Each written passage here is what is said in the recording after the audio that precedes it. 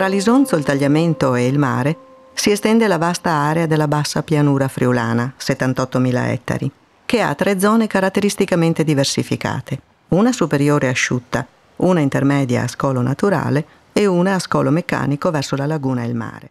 E in questa zona circumlagunare, interessata da una serie di canali di scolo e soggetta ai massimi livelli della marea, sono stati realizzati 28 impianti idrovori.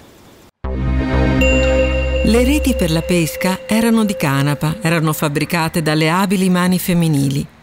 Così, quando la luna saliva, in alcune case del paese si riunivano le donne.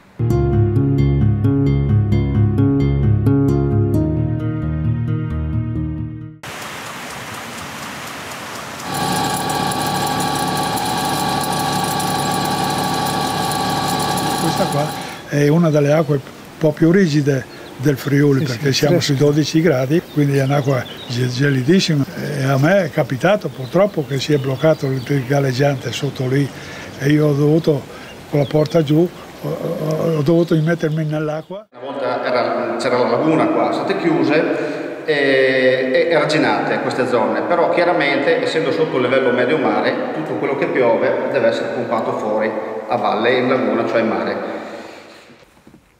Molti casoni sono stati abbandonati, altri recuperati a fini turistici. Il tipo originario era distinto in 2 varianti.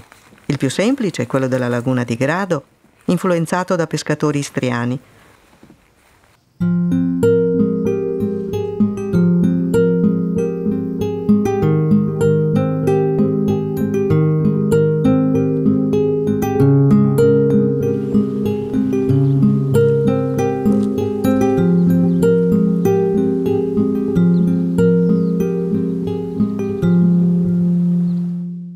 Se la bonifica ha portato a un ridisegnamento del paesaggio agrario, allo stesso modo alcune strutture industriali e tecnologiche, individuabili in modo consistente nella zona dell'Aussacorno, hanno qualità stilistiche che spiccano in modo quasi irreale.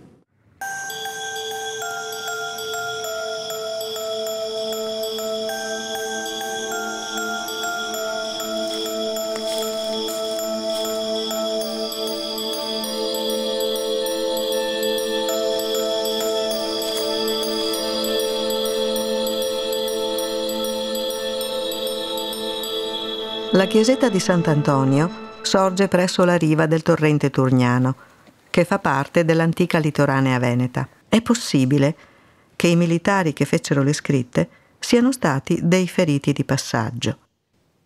Con il tepore spunta il falasco, la santonica, i piccolissimi non ti scordar di me e quella menta acquatica che esala un'essenza di memoria agreste più che lagunare.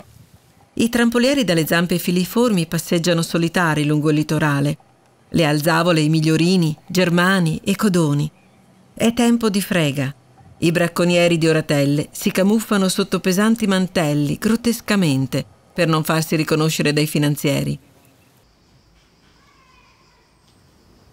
Bosco planiziale è l'insieme di alberi e arbusti presenti su di un terreno in pianura. L'importanza naturalistica di queste zone è inoltre accresciuta dalla funzione di raccordo che esse svolgono con le aree circostanti. Nella bassa pianura friulana, per molti secoli l'uomo ha utilizzato il bosco in modo sostenibile.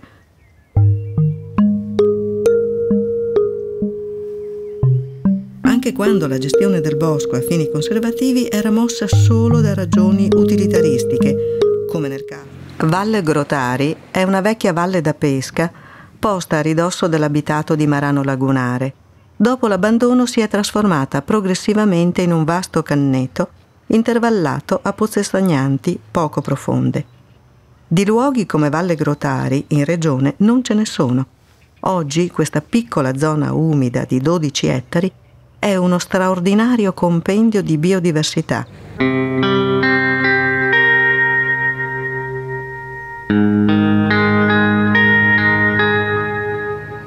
La laguna era la mia vita, cioè nel senso che io ero appassionatissimo di pesca e caccia. Allora la pesca, si andava dove c'era l'acqua, che in laguna più o meno nell'acqua di 50-60 centimetri così, si metteva il fanale sott'acqua, un fanale, e col remo si parava tra la barca e si passava avanti, no? E lì vedevi la passera, allora con la fiocina, ciuc, ma senza fermarsi niente, ciuc, al volo, no?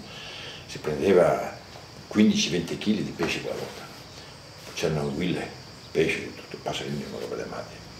Oggigiorno pian pianino è scomparso tutto.